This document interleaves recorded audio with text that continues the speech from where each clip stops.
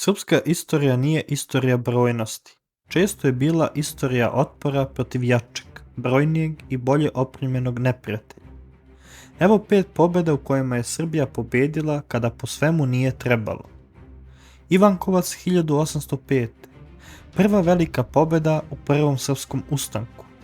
Ustanici bez regularne vojske pobeđuju osmansku silu Hafiz Paša. To nije bila pobuna, to je bio početak rata. Mišar 1806. Osmanska vojska višestruko brojnija. Srpska strana utvrđena, disciplinovana i dobro vođena. Juriš srpske konjice lomi bitku. Pobjeda koja menja odnos snaga u ustanku.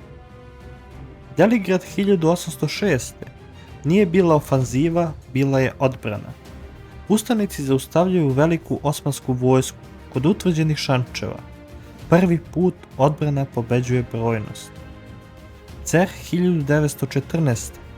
Austro-ugarska vojska moderna i brojnija. Srpska vojska izmorena Balkanskim ratovima, ipak prva saveznička pobjeda u Prvom svjetskom ratu. Kolubara 1914.